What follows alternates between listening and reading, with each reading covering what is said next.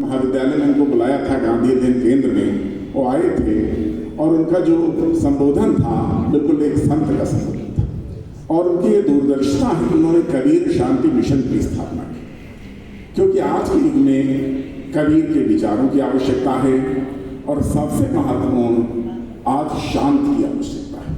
जब आप देख रहे हैं विश्व के प्रत्येक कोने में अनेक प्रकार के अशांति का वातावरण है, ऐसी स्थिति में शांति की बहुत बड़ी आवश्यकता है।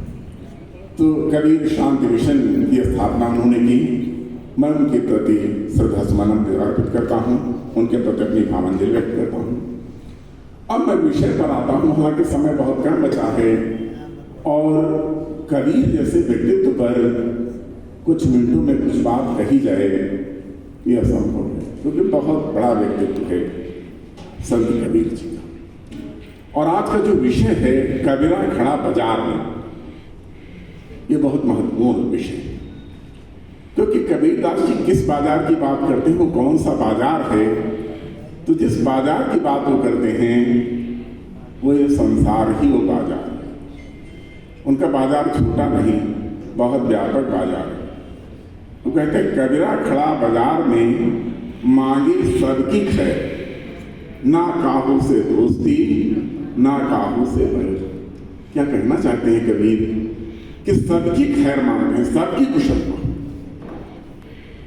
और सबके प्रति समान भाव जो कि एक संत का गुण होता है, वो उनके काव्य के अंतर्गत हमें देखने को मिलता है। जब वो कहते हैं कबीरा खड़ा बाजार में, बार बार बाजार शब्द आता है उनके काव्य में, कबीरा खड़ा बाजार में लिए लुपाठा हाथ, जो घर जा रहे अपना चले हमारे साथ। मतलब क्या है? क्यों कहते हैं कि जो हमारी दृष्टि है वो केवल अपने घर तक ही सीमित न हो, और व्यापक हो और व्यापक हो, पूरा समाज इसमें आ जाए। और साथ ही साथ जो भारतीय संस्कृति में कहा गया है वसुधैव कुटुंबकम की भावना, तो कबीर के चिंतन से हमें वो वसुधैव कुटुंबकम की भावना देखने को मिलती है कि जो पूरी पृथ्वी है वही अपना एक परिवार है, और ये कबीर का चिंतन है। कबीर अपने बाजार में जहाँ तक आज सारी कंपनियां प्रॉफिट मैग्नाइजेशन पर लगी हुई है, कुछ भी हो, समाज का कुछ भी हो, वेलफेयर हो ना हो, लेकिन प्रॉफिट मैक्सिमम होना चाहिए। ऐसे में कबीर क्या कहते हैं?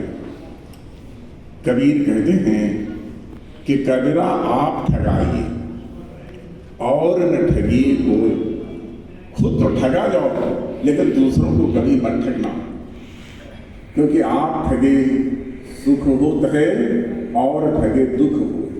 अगर आप खुद ठगा जाते हैं तो आपको सुख मिलेगा, सुख का रास्ता प्रबंध हो रहा है, आपके सामने प्रशस्त हो रहा है। और अगर आपने दूसरों को ठग लिया तो फिर ये सुख का रास्ता नहीं, ये दुख का रास्ता है। तो एक व्यापक दृष्टिकोण लेकर के संत कबीर हमारे बीच आते हैं। वो एक युग दृष्टा है, वो एक युग सृष्टा है। जैसे भी आदरणीय श्री रोहित नंदन जी ने बताया कि जो कभी समय कबीर का आविर्भाव हुआ, समाज बहुत आपाधापी का शिकार था। जहाँ एक वो तमाम रूढ़ियाँ थी, तमाम बाह्याडंबर थे, नए धर्म का आगमन हो चुका था, परस्पर समायोजन की समस्या थी। ऐसी स्थिति में कबीर ने एकेश्वरवाद की परिकल्पना की और उन्होंने क्या कहा, मेरा साहब एक है, दूजा कहा न जाए, दूजा साहब जो कहूँ साहब खड़ा है साहब। आगे क्या कहते हैं? कबीरदास जी एक भक्त है। गीता में भगवान कृष्ण ने कहा है, चतुर्विधा भजन्ते माम जना सुकृतिनो अर्जुन, आर्तो जिज्ञासुरर्थार्थी ज्ञानी च हरदर्शन।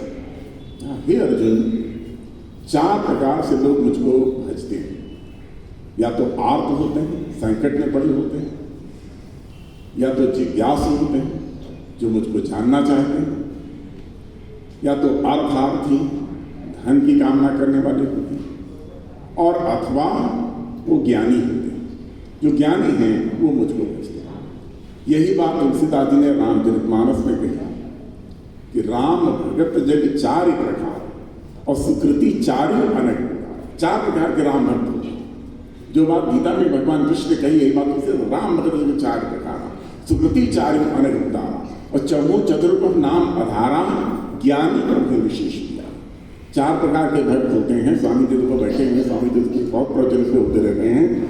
उनमें जो सर्वश्रेष्ठ भक्त है वो ज्ञानी भक्त है, वो मुझे बहुत प्रिय।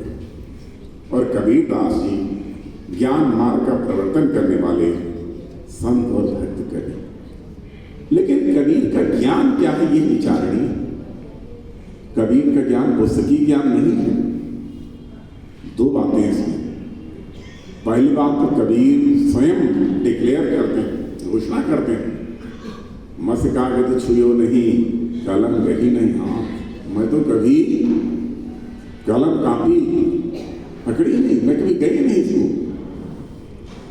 तो फिर ज्ञान क्या है? दूसरी तरफ क्या कहते हैं? पोथी पढ़े पढ़े जगमुआ, पंडित भया न होए, 2.5 अक्षर प्रेम का, पढ़े सो पंडित होए। पोथी पढ़ पढ़ करके जन संसार समाप्त हो रहा, लेकिन कोई पंडित होता नहीं।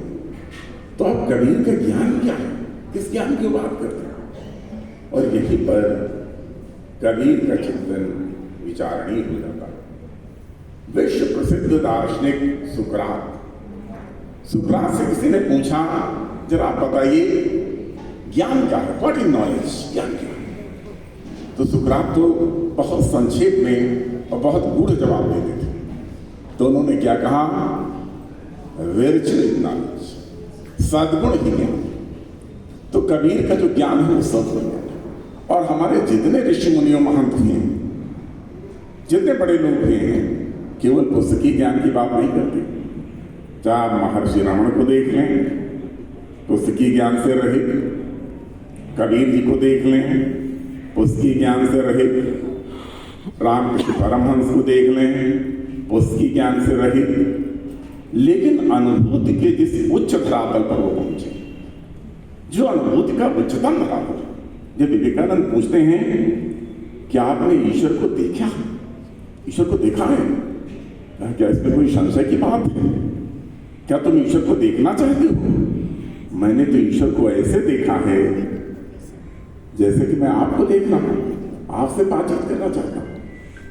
लेकिन ईश्वर को देखना कौन चाहता है? लोग तो सांसारिक उपलब्धियों के भ्रम में पड़े रहते हैं, ईश्वर की ओर कोई देखता ही नहीं। अगर ईश्वर की ओर देखना चाहो तो आपको ईश्वर दिखाई देगा। तो कबीर इस स्तर की ज्ञान की बात है। जब वो कहते हैं संतो भाई आई ज्ञान की आंधी रे, और भ्रम की टाटी सब वाणी माया रहन बांधी।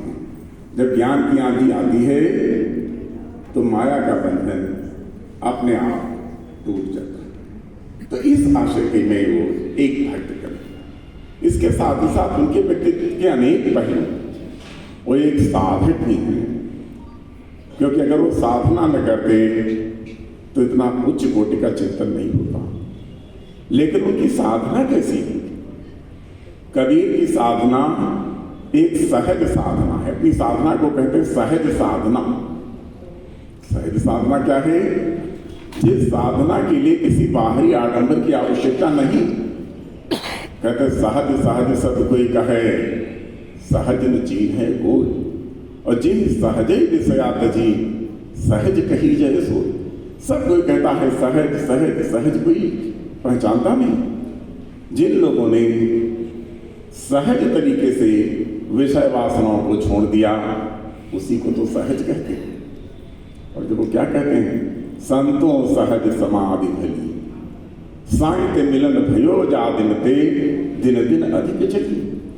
आंख न मूंदू कानन मूंदू, काया कृष्ण धारू, खुले नयन में हंसास देखूं, सुंदर रूप निहारू। जहाँ जहाँ जाऊं सो परिक्रमा, जो कुछ करूं सो पूजा, जब लेटूं तब करूं दंडवत, पूजूं देव पूजा। तो इस तरीके की उनकी ये सहज साधना है। उनके भक्ति के अनेक रूप हैं। वो वात्सल्य भाव की भक्ति जब करते हैं तो स्वयं को शिष्य के रूप में प्रस्तुत करते हैं, और परमात्मा को माँ के रूप में प्रस्तुत करते हैं। क्या कहते हैं? हरि जननी मैं बालिक तेरा, काहिन अवगुण बकसहु मेरा, इत्यादि तो इस प्रकार से कबीर का चिंतन बहुत उच्च कोटि का है, बहुत ही विराट है।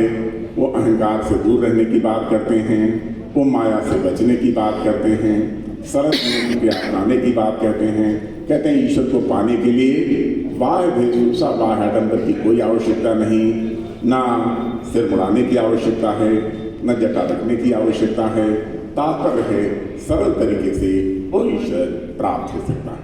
बस उनके एक पद के माध्यम से मैं अपनी वाणी को विराम देना चाहूँगा। कबीरदास जी कहते हैं कि जब तक आत्म तत्व विचार, जब मैंने आत्म तत्व पर विचार कर लिया, तब निर्वैर भया सबहिन पे काम क्रोध गहि डारा। मुझमें जो भाव आ गया वो निर्वैर का भाव आ गया, सब मेरे अपने, कोई पराया है ही नहीं। काम क्रोध रूपी विचार दूर हो गए। कहते व्यापक ब्रह्म सबन में एक को पंडित को जोगी, राणा राव कौन सो कहिए, कौन वैद्य को रोगी। इनमें आप सब हिनमें, सब में ईश्वर है। इनमें आप सब हिनमें, आप सु खेले। नाना भाग घड़े सब भाड़े, रूप धरी धरी मेले। सोच विचारे सबे जग देखा, निर्गुण कोई न दिखावे। कहें कबीर गुनी और पंडित मिले लीला जस गावे। कहें कबीर गुनी और पंडित मिले लीला जस गावे। बहुत बहुत